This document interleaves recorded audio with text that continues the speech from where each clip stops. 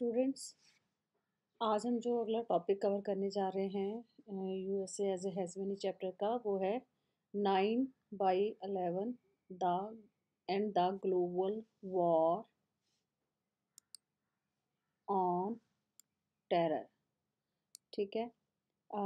आपने भी सुना होगा जब 2001 में एक- देखो, हमने इस चैप्टर में पहले ही कर लिया है कि जो अलकायदा है वो यूएसए के अगेंस्ट बहुत एक्टिव हो चुका था। यूएसए को भी इस बात का पता था, क्योंकि कुछ यूएसए की एम्बेसीज थी अदर, लाइक साउथ अफ्रीका में, जो अफ्रीका कॉन्टिनेंट में, वहाँ पे इन्होंने उनकी यूएस एम्बेसीज के ऊपर अटैक करने शुरू कर दिए थे।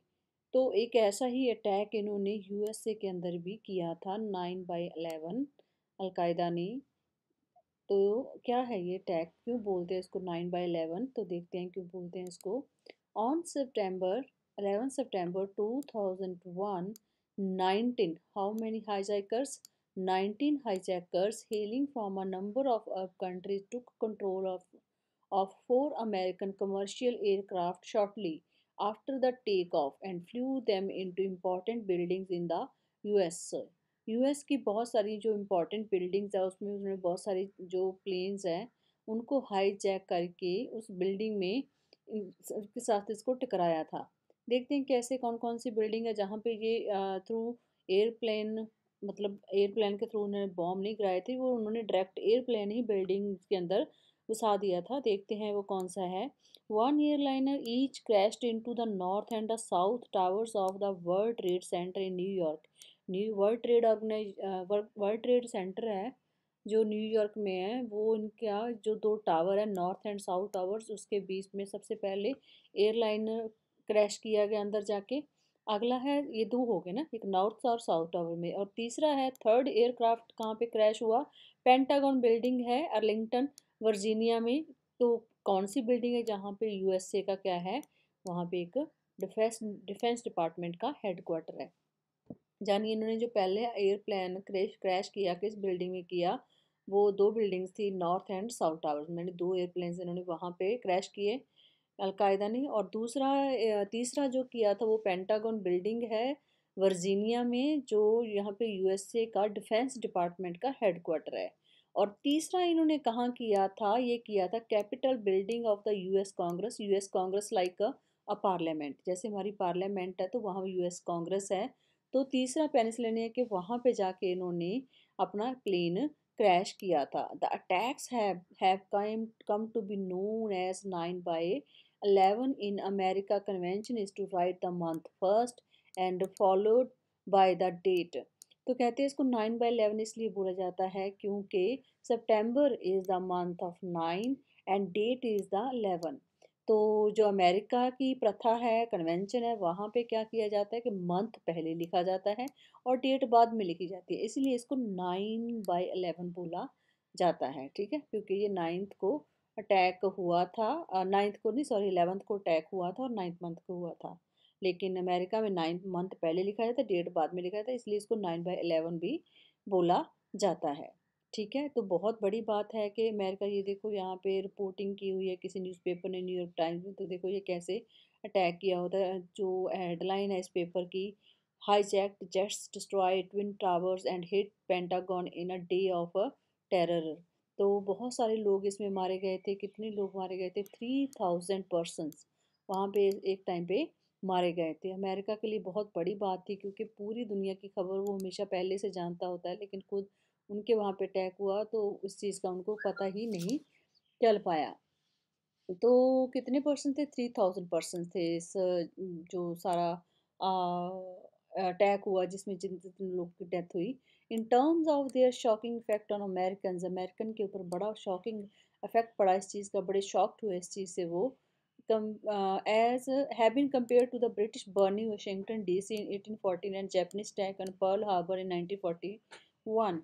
कहते हैं कि जैसे वाशिंगटन में भी एक अटैक हुआ था पहले 1814 में, और जापान में भी अटैक हुआ था, पब जैस नहीं, सॉरी, जापान ने अटैक किया था ऑन पर्ल हार्बर 1941 के बाद। ये सब तीसरा अटैक था यूएसए के ऊपर, जिसको उनको उन्होंने उसको जिसने जिस इस अटैक ने उनको बिल्कुल हिला के रख दिया था। मतलब क्या है कि 1840 में अटैक हुआ था, 1941 पे भी एक अटैक हुए थे, लेकिन उस अटैक से सबसे खतरनाक अटैक ये हुआ था थर्ड टाइम, जो जिसको यूएसए ने इतने टाइम बाद हिला के रख दिया था।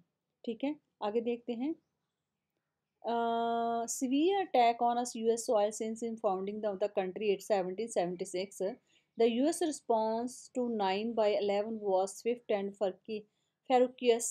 Clinton had been succeeded in the U.S. presidency by George W. Bush of the Republican Party, son of the earlier President George H. W. Bush. Unlike Clinton, Bush had a much harder view of the U.S. interest and of the means by which to advance them as part of the global war on terror. The US launch operation enduring freedom. तो ये बहुत आगे freedom आएंगे, पहले भी operation आएंगे। पहले एक ऑपरेशन हम कर चुके हैं जो इराक को, ऑपरेशन डेजर्ट स्टॉर्म।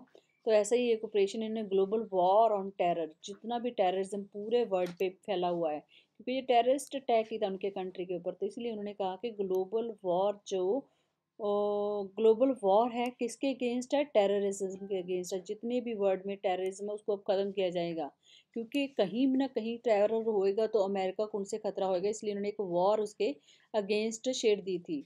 तो क्या था, तो उस टाइम पे यूएस ने एक ऑपरेशन लॉन्च किया था टेररिज्म को ख़त्म कर लिया, operation enduring freedom against all those suspected to behind this attack, mainly Al Qaeda and Taliban regime in Afghanistan. तो किसके अगेंस्ट था ये ऑपरेशन, अगर आपको क्वेश्चंस में आए तो ये अगेंस्ट था ऑल दो सस्पेक्टेड, उन सब के अगेंस्ट था जो इस अटैक के पीछे जिनका हाथ था, जो यूएसए में अटैक हुआ था उनके अगेंस्ट था ये ऑपरेशन। और जिसमें स्पेशली किसका नाम आता है, अलकायदा का और तालिबान का, जिनका जो मेन जहाँ से ये मेन रन किए जाती हैं ये ऑर्गेनाइजेशन, जो इनका गढ़ है ऑर्गेनाइजेशंस का वो है अफ़गानिस्तान में। तो उनके खिलाफ इनका एक तरह की ये ऑपरेशन चल पड़ा था, ऑपरेशन ड्यूरिंग फ्रीडम, किसको ख़त्म करने के लिए, टेररिज्म को ख़त्म करने के लिए, मोस्टली उन लोगों को ख़त्म करने के लिए जिन्होंने यूएसए के ऊपर अटैक किया था। The Taliban regime was easily overthrown, but remains of Taliban and Al Qaeda have remained potent as clear from the number of terrorist attacks launched by them against Western targets since. The US forces made arrests all over the world, often without the knowledge of the government of the persons being arrested, transported these persons across countries and detained them in a secret prisons. Some of them were brought to the uh, Guantanamo Bay, a US naval base in Cuba, where the prisoners did not enjoy the protection of international law and the law of their own country or that of the US. Even the UN representatives were not allowed to meet these prisoners. कहते हैं कि ऐसे जो terrorist थे उनके against इतनी strong activity चलाई गई कि उनको पकड़ के ऐसी ऐसी जगह पे जेल में रखा गया जहाँ पे किसी भी इंटरनेशनल लॉ अप्लाई नहीं हो सकता। मान लो कोई टेररिस्ट पकड़ा गया, वो एक अपील डालता है इंटरनेशनल लॉ के सामने कि मेरे को इस बिहाफ पे छोड़ा जाए, मैं बीमार हूँ, या कोई भी रीज़न हो सकता है। तो इन्होंने उनको ऐसी ऐसी प्रिजन्स में डाला जहाँ पे किसी भी तरीके का कोई इंटरनेशनल लॉ फॉलो नहीं होता था। ठीक है, इवन के अगर उनका कंट्री भी कल को आके पटिशन करता है या अपील करता है कि हमारे इस बंदे को छोड़ा जाए, इसको ये प्रॉब्लम है, या इसी वजह इस बिहाफ पे छोड़ा जाए, तो वो भी अपील उस एरिया में नहीं कर सकता था। मतलब कहने का मतलब है कि उनको इतनी सीक्रेट जगह पे रखा जा गया उन प्रिजन्स को जो इस केस के लेके सस्पेक्टेड पकड़े गए थे, या जो इस केस के दोषी थे उनको पकड़ा गया था। तो इवन कि जो यूएन यूनाइटेड नेशन एक इंटरनेशनल ऑर्गेनाइजेशन है जो पीस एंड ऑर्डर मेंटेन करके रखती है, तो मतलब यूएनओ भी वहाँ तक नहीं पहुँच सकता था। तो उन प्रिजनर्स को ऐसी जगह पे जाके रखा गया जहाँ पे जैसे यूएस बेस एक क्यूबा एरिया है, वहाँ पे इन प्रिजनर्स को रखा गया था। आगे देखो, ये देखो एक कार्टून है, no exit, the new US foreign policy, oh why attack me, you posed a potential threat. आगे देखो, नो एग्जिट के में US foreign policy flow chart है, डेमोक्रेसी है, not friendly to US, friendly to US, foreign country, dictatorship. मतलब ये सारा उस टाइम पे यूएसए के अंदर जो secretary of the state in the USA है, उसने मिनिस्टर ऑफ एक्सटर्नल अफेयर्स को लेके how would you react in press conference in these cartoons, तो मतलब कैसे उस टाइम पे जब ये ग्लोबल अटैक उन पे ऊपर जो अटैक हुआ, टेरर अटैक हुआ, तो यूएसए कैसे हिल गया, तो कितने ज़्यादा उन लोगों ने उस टाइम पे चेंजेस लेके आए थे। ठीक है, तो मतलब उन लोगों के इन्होंने जेल में डाल दिया था। आगे देखते हैं the Iraq invasion on 19th March 2003। Third अगला टॉपिक है बच्चों इसमें, द इराक इन्वेजन। कब था? 19 मार्च 2003 में US launched invasion of Iraq under the codename operation Iraqi freedom. More than 40 other countries join the US led coalition of the willing after the UN refused to give its mandate to the invasion. The ostensible purpose of the invasion was to prevent Iraq from developing weapons and mass destructions. याद रखना WMD की full form, weapons of mass destruction. Since no evidence of weapons of mass destruction has been unearthed in Iraq, it is speculated that the invasion was motivated by other objectives, such as controlling Iraqi oil fields and installing a regime friendly to the US. मतलब कहने का कि पहले तो हमने उस time पे किया था इराक का, पिछले फर्स्ट टॉपिक में किया था। अब कहते हैं कि इन्होंने इराक को रोकना शुरू कर दिया। बहुत सारे वेस्टर्न कंट्रीज ने इसके साथ आके हाथ मिलाया यूएसए को, कि जो इराक है, इनको क्या लगता था कि जो ये कंट्रीज हैं ये आगे मास डिस्ट्रक्शन का माल सप्लाई कर रहे हैं, मटीरियल सप्लाई कर रहे हैं। अगर ये ऐसे ही मटीरियल सप्लाई करेंगे तो टेररिस्ट ग्रुप और एक्टिवेट होंगे। तो तब यूएनओ को भी इन्होंने इग्नोर किया, क्योंकि यूएनओ उनको रोक सकता था।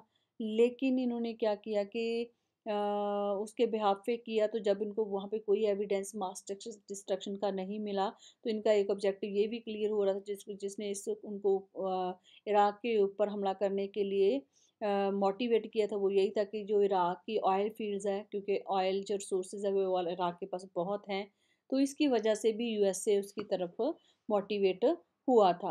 Although the government of Saddam Hussein fell swiftly, and the US has not been able to pacify Iraq. Instead, a full-fledged insurgency against US occupations was ignited in Iraq. While the US has lost over 3,000 military personnel in the war, and Iraqi casualties are very much higher, it is conservatively estimated that 50,000 Iraqi civilians have been killed since the US-led invasion. It is not now widely recognized that US invasion of Iraq was in some crucial respects, both a military and a political failure.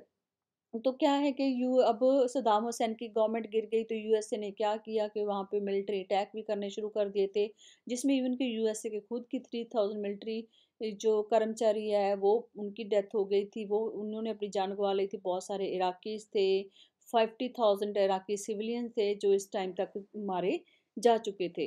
तो आगे देखते हैं, what does hegemony means. ठीक है, hegemony का मतलब क्या है? देखो बच्चों, ये कार्टून है, ईरान है, इराक है, कजाकिस्तान है, ओशन, इंडियन एंड ईएयू, ओमान, यानी मतलब ये सारे दूसरे कंट्रीज दिखा रखे हैं। ये कार्टून आपको उसमें बहुत आता है, पेपर्स में काफ़ी आता है ये कार्ड। तो कैसे, जैसे देखो एक तरह का न्यूक्लियर वेपन पकड़ रखा है, यूएसए की हेजमनी दिख रही है, तो पूरे जो सेंट्रल एशियन कंट्रीज है उसके ऊपर उसका पूरा फोकस भी था। अब हमने किया इसमें जो पिछले सारे टॉपिक है उसने हमने देखा कि यूएसए कैसे न्यूक्लियर वाइज भी लोगों को डोमिनेट कर रहा है, और उसके ऊपर अगर अटैक हो रहा तो उसको वो कैसे फोर्सिबली दबा भी रहा है। कुछ मत मान लो कुछ टेररिस्ट।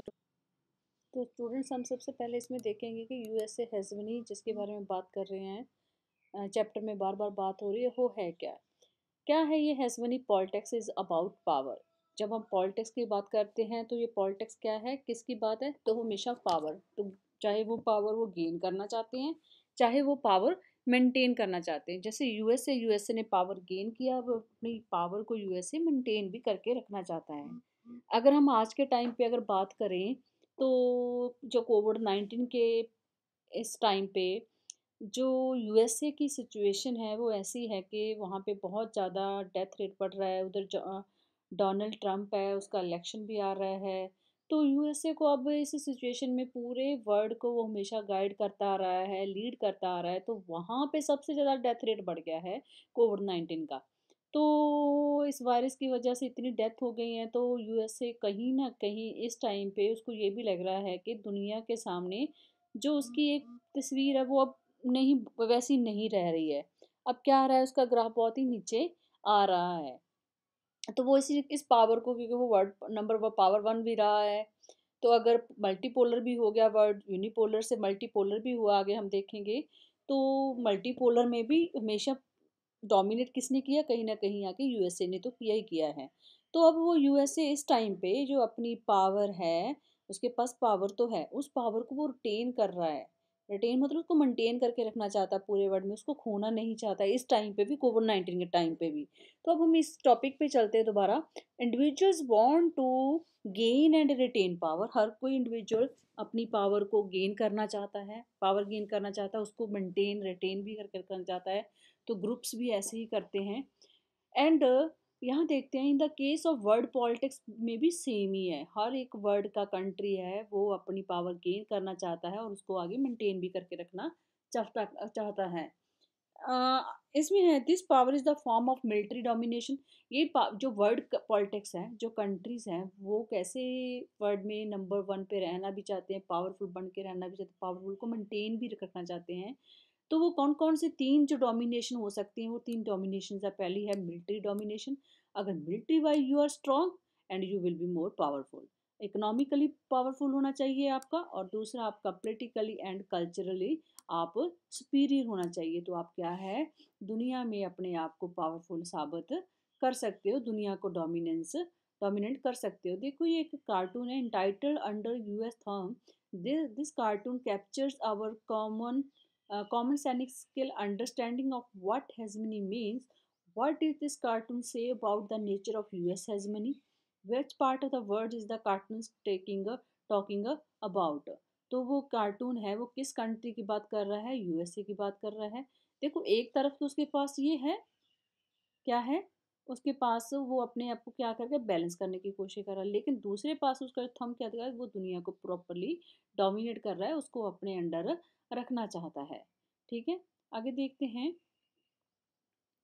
अपने आप को सुपीरियरली, और वो जो भी इन तीनों में जो मिलिट्री में इकोनॉमिकली पॉलिटिकली और कल्चरली सुपीरियर होएगा, वो पूरे वर्ल्ड को उस टाइम पे कंट्रोल पे रख सकता है। therefore if we wanted to understand world politics, it is a necessity that we understand the distribution of power among the countries of the world. For instance, during the years of the Cold War 1945 to 1991, power was divided between two groups. First group is the US and USSR. We already done that. And the collapse of the Soviet Union left the world was with only single power. जब USSR खत्म होते world के पास सिर्फ एक ही single power रहेगी, वो कौन थी, यूनाइटेड स्टेट्स ऑफ अमेरिका थी। Sometime the international system dominated by the sole power super power. कभी कई बार क्या हुआ कि एक टाइम ऐसा था कि सारे वर्ल्ड को एक ही सोल पावर मतलब यूएस से ही डोमिनेट कर रही थी, और हाइपर पावर भी इसको उस टाइम पे बोला जाता था। और क्या था, कहते हैं it is called a unipolar system. Unipolar मतलब एक ही यूनियन, मतलब एक ही बंदे की इर्द गिर्द सब कुछ हो, एक ही कंट्री के सब एक ही कंट्री पूरे वर्ल्ड को डोमिनेट करे, तो उसके लिए एक सिस्टम का नाम होता है। उस सिस्टम को क्या बोला जाता है, यूनिपोलर। जब पहले दोनों सुपर पावर्स को बाइपोलर बोला जाता था, अब ये क्या है, यूएसए अकेला रह गया है, तो इसको क्या बोला जाता है, यूनिपोलर सिस्टम बोला जाता है। This appears to be misapplication of the idea pole derived from the physics. It may be more appropriate to describe the international system with only one center of power by the term hegemony. कहते हैं इसको पोल की बजाय इसको क्या बुलाया जाना चाहिए, हेजमनी, जिसने पूरे वर्ल्ड के ऊपर अपना हेजमनी एकाधिकार हिंदी में बोलेंगे कर लिया है। मतलब उसी की पावर पूरी दुनिया में अब चल रही है, वही सेंटर ऑफ पावर बन गया है। तो इसलिए इसके लिए उन्हें मोर टर्म जो सूटेबल है वो कहते क्या है, हेजमनी है। We can identify three very different understandings of what hegemony in is. Let us examine each of these meanings of hegemony and relate them to the contemporary international politics. कहते हैं हम इस हेजमनी को तीन point से करेंगे। कैसे है वो तीन पॉइंट्स, वो तीन पॉइंट्स वही है जो हमने पीछे political military and economic field किया था, उसमें जो हेजमनी है, तो वही हेजमनी को हम आगे टर्म्स में डिस्क्राइब करेंगे। कैसे है, पहले hegemony as a hard power. याद रखना ये क्वेश्चन आपको 6 मार्क्स में भी आता है, 4 मार्क्स में भी आ जाता है कि थ्री टाइप्स ऑफ हेजमनी। तो फर्स्ट हेजमनी कौन सी है, as a hard power. The roots of the word hegemony lies in a classical Greek. जो हेसमनी की रूट्स है वो सबसे पहले कहते हैं किस में पढ़ी है, क्लासिकल ग्रीक में पढ़ी है, ग्रीक यूनान में पढ़ी है। The word implies the leadership and predominance of one state and the was originally used to denote the ponderant position of Athens, the other city states of ancient Greece। तो मतलब उस टाइम पे जब आपको वर्ड पॉलिटिक्स की start होती है, Aristotle है, प्लेटो है, तो उस टाइम पे ये टर्म्स निकल के आ चुकी थी कि हेजमनी का मतलब वो है जो सबसे एक वन स्टेट या एक लीडर डोमिनेट करता है। तो ये टर्म जो हेसमनी है वो वहाँ यूएस ग्रीक से आई है। एथेंस वहाँ का एक शहर है जहाँ पे एंशियंट ग्रीस का शहर है, जहाँ पे लेके हमेशा पॉलिटिक्स को लेके बहुत सारे स्कॉलर्स ने उसके ऊपर काम किया है। प्लेटो हो गया, एरिस्टोटल हो गया। तो इनका बहुत ज़्यादा जो स्टार्टिंग एंशियंट पॉलिटिक्स है वो यहीं से स्टार्ट होती है। तो ये टर्म भी वहीं की है। As the first meaning of the hegemony relates to the relations, patterns and balances of military capability between the state। जो फर्स्ट हेजमनी है वो किसके साथ रिलेटेड है, कहते हैं वो किसके साथ है, military capability between the state. उनकी रिलेशन मिलिट्री वाइज रिलेशन कैसे हैं, मिलिट्री वाइज पैटर्न कैसे हैं, उनके आपस में किस किस टाइप की मिलिट्री है, और उन्होंने उस मिलिट्री से कैसे बैलेंस बनाया हुआ है। ठीक है, ये है। It is this notion of hegemony as a military preponderance that is especially germane to the current position and role of the US in world politics। Do you remember Aisha who lost her leg in American missile attack? It's a hard power hegemony। हमने देखा कि कैसे जो आयशा की story देखी थी, अफगानिस्तान में वो डॉक्टर बनना चाहती थी और अटैक के बीच में उसकी टांग चली गई थी। तो वो मिसाइल अटैक जो इन्होंने इराक पे किया, अफगानिस्तान पे किया, जो और भी कंट्रीज़ के ऊपर ये बार बार कर रहे थे, वो किस तरह की हेजमनी की बात हो रही है, वो एक मिलिट्री हेजमनी की बात हो रही है, वो एक हार्ड पावर की, हार्ड हेजमनी की बात हो रही है। तो हार्ड का मतलब है मिलिट्री वाइज अगर आप किसको स्ट्रॉन्ग कर रहे हो, लीड कर रहे हो, दूसरे कंट्रीज़ को आप किस अपनी मिलिट्री पावर से अंडर कर रहे हो, अपने अंडर, आपसे डर के वो आपके अंडर आ रहे हैं, या आपके साथ किसी हर समझौते पे बात करने के लिए तैयार हैं क्योंकि आप मिलिट्री वाइज बहुत स्ट्रांग हो। तो इसको क्या बोलते हैं, hard power hegemony. The bedrock of contemporary US power lies in the overwhelming superiority of its military power। American military dominance today is both absolute and relative।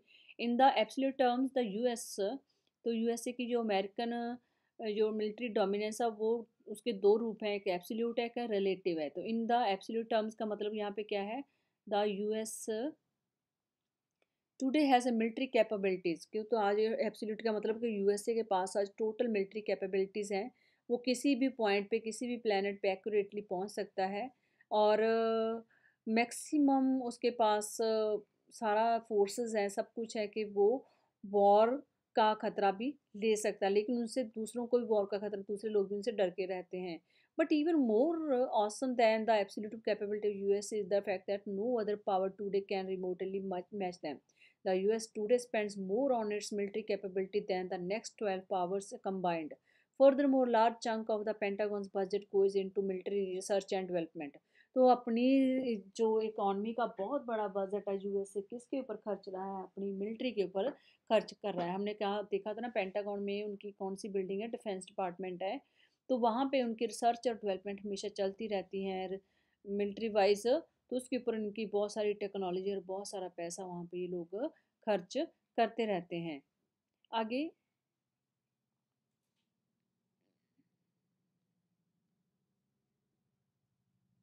आगे देखो बच्चे, यहाँ पे यूएस कमांड स्ट्रक्चर है। इसमें मैप में दे रखा है यूएसए की जो अलग अलग है, US north com, US south com and US centre com, US euro com, Europe के साथ जो कॉम है। तो ये पेंटागन के अलग अलग है जो इन्होंने जोन बनाए रखे हैं, जिनका इनका कमांड स्ट्रक्चर है प्रॉपरली। ये इनका एक मतलब एक तो होता है हार्ड पावर, एक होता है स्ट्रक्चरल पावर। तो आप पूरी स्ट्रक्चर वाइज पूरी थॉरली स्टडी करके, पूरी रिसर्च करके कि कल को कोई भी ज़रूरत पड़े तो हम कैसे हर एक सिचुएशन को हैंडल कर सकते हैं। तो उन्हें जोन में ऐसे स्ट्रक्चर वाइज भी अपने सिस्टम को डिवाइड किया हुआ है। आगे देखो, undoubtedly the US invasion of Iran revealed several American vulnerabilities। The US has not been able to force the Iraqi people into submitting to the occupation force to US-led coalition। To fully understand the nature of American weakness, we need to have a historical perspective। Imperial powers through history have used military forces to accomplish only 4 tasks। तो कौन कौन सी वो 4 tasks है? To conquer, to deter, to punish and to police. As the Iraq invasion shows that American capacity to conquer is a formidable. Similarly, USA capability to deter and to punish is self-evident, where US military capability has thus been shown to have a serious weakness in the policing as an occupied territory। तो यहाँ पे ना word use हुए हैं, देखो imperial power through history have used military forces to accomplish only 4 tasks। imperial मतलब दूसरे देशों को अपने अंदर मिक्स करना, दूसरे देशों के ऊपर किसी न किसी तरीके से कब्जा करना या उनको अपने अंडर लेके आना।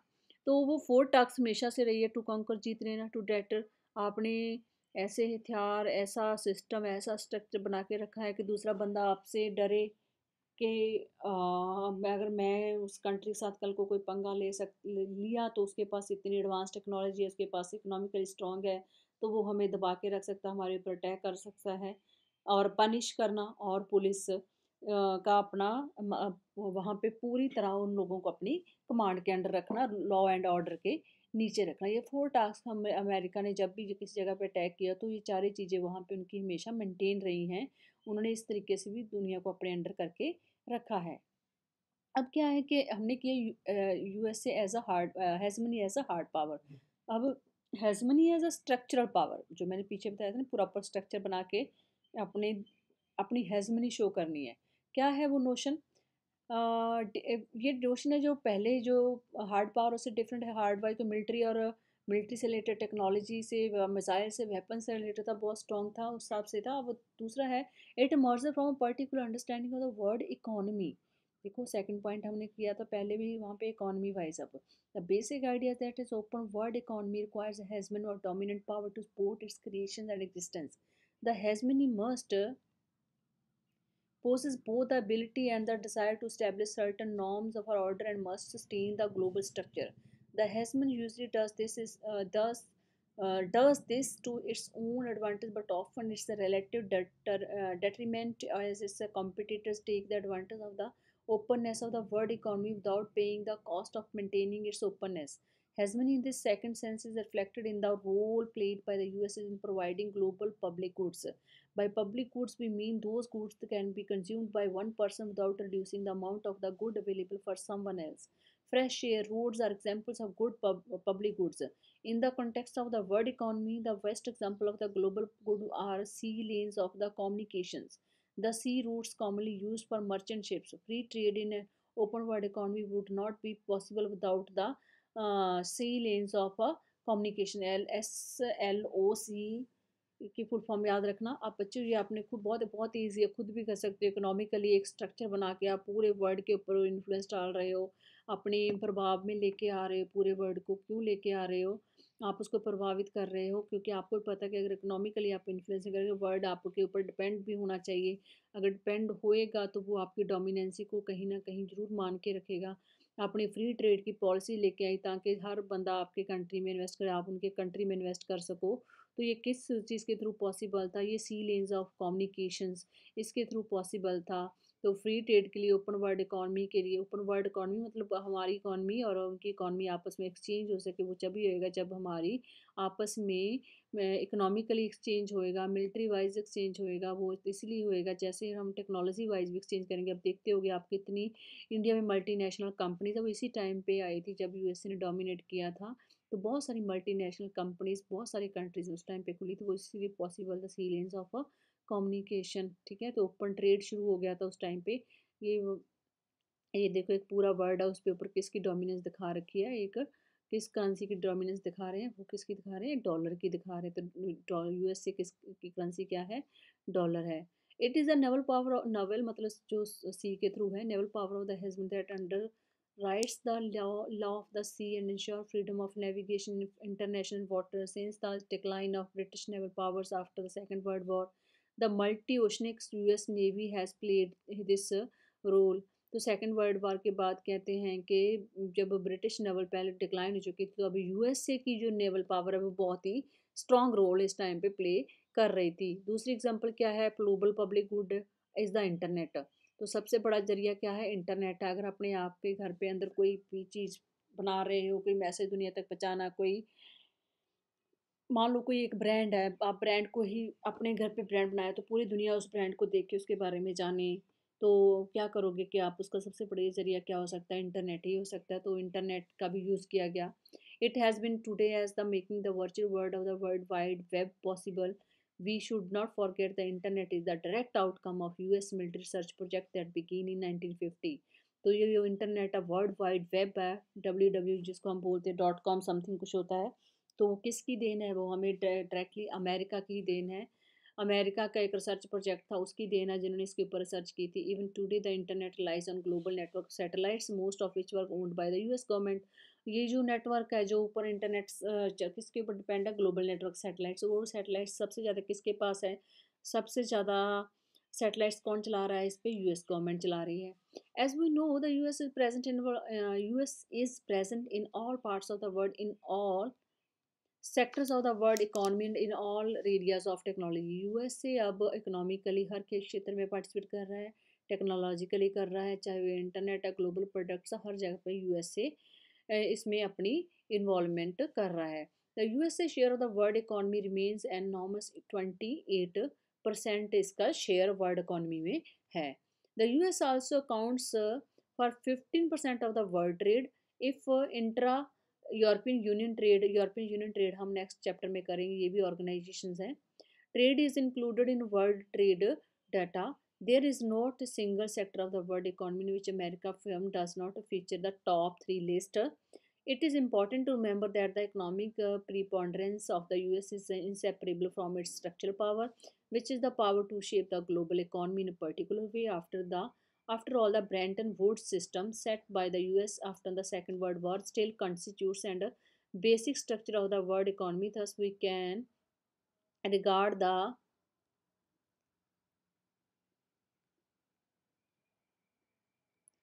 वर्ल्ड बैंक इंटरनेशनल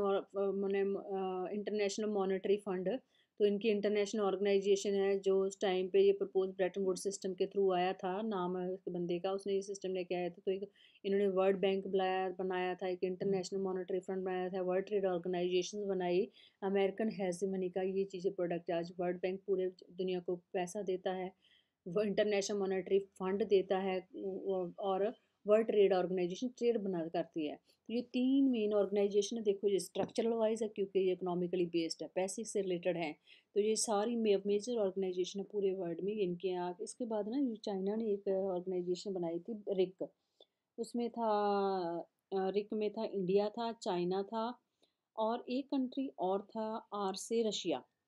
तो इन्होंने कहा था कि जैसे वर्ल्ड बैंक का हम भी एक अपनी एक ऑर्गेनाइजेशन बनाते हैं, लेकिन यूएसए ने इस तरह से इन्वॉल्वमेंट आके करनी शुरू कर दी, इंडिया के साथ अच्छे रिलेशन करने, वो ऑर्गेनाइजेशन आई नहीं वैसे प्रॉपर जैसे वर्ल्ड बैंक। तो यूएसए मतलब कहीं ना कहीं पावर उस टाइम पे गेन ही नहीं कर रहा था। वो गेन की हुई पावर आज भी यूएसए पूरी कोशिश कर रहा था वो पूरे वर्ल्ड में मेंटेन रहे, रिटेन रहे। A classical example of the structural power of the USA is the academic degree called the MBA, Masters in Administration. The idea that business is a profession depends upon skills that can be taught in a university. Economically इन्होंने सिर्फ organisation ही बनाई, इन्होंने जो academic degrees हैं वो भी अब इस टाइम पे बहुत ज़्यादा, जैसे मास्टर्स इन बिजनेस एडमिनिस्ट्रेशन, वो भी बहुत पॉपुलर हो रही थी।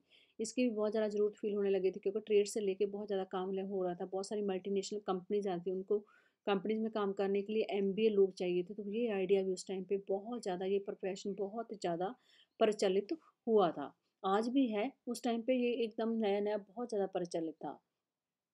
The first business school in the world, the Wharton school, पहला बिजनेस स्कूल जो खोला गया था वो पेंसिल्वेनिया यूनिवर्सिटी में, एक यूनिवर्सिटी थी, उस यूनिवर्सिटी में एक डिपार्टमेंट था, स्कूल था, उसका नाम था वार्टन। स्कूल का मतलब डिपार्टमेंट था। तो यहाँ पे ये फर्स्ट टाइम पे बिजनेस से रिलेटेड कोर्स शुरू किया गया 1881 में।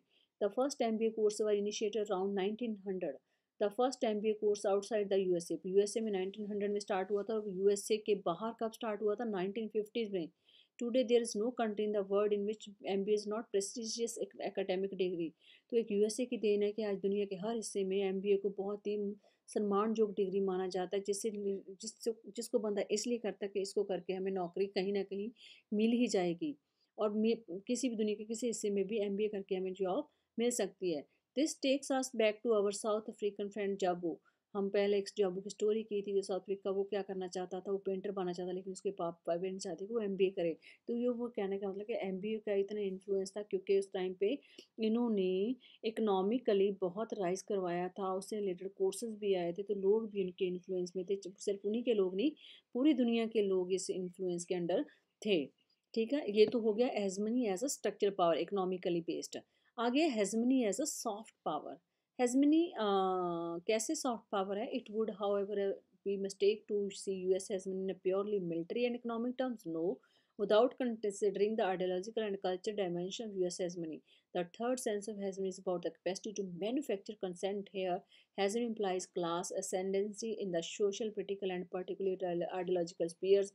Hegemony rises when the dominant class or country can, with the consent of dominated classes, by persuading the dominated class to view the world in a manner favorable to the ascendancy of the dominant class. Chapter 2, the field of the word politics. This notion of hegemony suggests that the dominant power deploys not only military power but also ideological resources to shape the behavior of the competing and lesser power.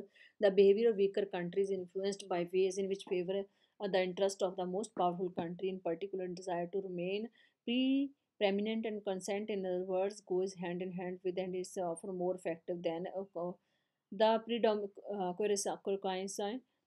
the predominance of the US in the world today is based on not only on its military power and economic prowess, but also on its cultural presence. तो मतलब कहने का है ये सारे का मतलब भी बिना लोगों की सहमति के, जो डेवलपिंग कंट्री या लीस्ट डेवलप कंट्रीज हैं, उनको सहमति कैसे होती थी, क्योंकि उनके ऊपर ये कल्चर ज़बरदस्ती थोपा नहीं जाता था, लेकिन उन लोगों के इस तरीके से इन्फ्लुएंस कर किया जाता था कि उनका कल्चर, उनका सोशल लाइफ बिना प्रभावित हुए यूएसए के प्रोडक्ट्स हैं, जो भी उनका मटेरियल था, उससे हुए बिना नहीं रह सकता था। फिर क्या करते थे लोग? कहते good life and personal success most of the dreams of the individual society cross the globe and the dreams turned out the practice prevailing in 20th century America. America is the most seductive in this sense most powerful culture on earth। उसका culture सबसे ज़्यादा powerful था उस time पे दुनिया में। This attribute is called soft power, the ability to pursue rather than. over time we get to use so used to hegemony we had noticed that in money that we notice the rivers, birds and trees around us. You could not have forgotten Ray and his school pair of blue jeans when his parents were youngsters in the Soviet Union. See these pictures। मतलब हम आपको क्या बताना चाहते हैं, इस सारे जो कंक्लूड यही है कि जो कैसे अमेरिका जब सॉफ्ट पावर हेजमनी बना, तो कैसे उनका बनाया हुआ कपड़ा पूरी दुनिया में फेमस हो रहा है। उनके बनाए हुए कार्टून्स के थ्रू वो कपड़े आ रहे हैं, बच्चे उसके इन्फ्लुएंस में आ रहे हैं। अगर बड़ी छोटी सी बात लेनी हो तो जैसे वैलेंटाइन डे है, जैसे हैलोवीन फेस्टिवल है, जो अमेरिका का फेस्टिवल हम मना रहे हैं, उसको किसका इन्फ्लुएंस है? ये इंटरनेट का इन्फ्लुएंस है। किसके के थ्रू अमेरिका हमारा अपने कल्चर का आज भी हमें हमारे ऊपर प्रभाव डाल रहा है। हेलोवीन हमें किसी को नहीं पता था कौन सा फेस्टिवल है, नाम भी नहीं सुना था। आज हर एक बच्चे को पता है। किसके थ्रू पता है? इंटरनेट के थ्रू पता है। और इंटरनेट सब कुछ किसके हाथ में है? अमेरिका। और ये अमेरिका का फेस्टिवल हमारे यहाँ पे भी अब सेलिब्रेट किया जाने लग गया है। ठीक है, पेप्सी देखो, कोल्ड ड्रिंक्स आ रहे हैं, तो कैसे ये हमारे कितने फेमस नाम हो चुके हैं, तो कैसे ये ब्रांड बेचा जा रहा है। कैलिफोर्निया फ्राइड चिकन, मैकडोनल्ड्स, ये जो सारे हैं, ये किसकी देन है? इसी चीज़ की देन है जो USA as a soft power बना। Blue jeans liberation of their generation, young man and women have spent over years of salary to buy their blue jeans from foreign tourists on the black market. For entire Soviet generation, blue jeans came in present aspirations of the good life that were not available to their own country. लोगों को अब लगा था कि blue gene के दिखाए पहने बिना वो शो ही नहीं कर सकते, वो उनका कॉन्फिडेंस ही नहीं आ सकता कि वो मॉडर्न है। तो मॉडर्निटी अब कहीं ना कहीं यूएसए के बने प्रोडक्ट के साथ भी जुड़ गई थी, तो मॉडर्निटी इसी का नाम है। During the cold war US found it difficult to score victories against the Soviet Union in the realm of hard power. It was in the area of structural power and soft power that US scored notable victories. USA ने सिर्फ hard power मतलब military wise और economically wise ही अपनी जीत नहीं प्राप्त की, अपने आप को डोमिनेट दूसरे कंट्री प्राप्त नहीं किया, लेकिन एज ए सॉफ्ट पावर इसने दुनिया के बहुत प्राप्त किया। तो यूएसए का ब्रांड, यूएसए का प्रोडक्ट, यूएसए की डाइट्स जो भी हैं, यूएसए के कोल्ड ड्रिंक्स हैं, वो आज हमारी ज़िंदगी का बहुत इंपॉर्टेंट पार्ट बन चुके हैं।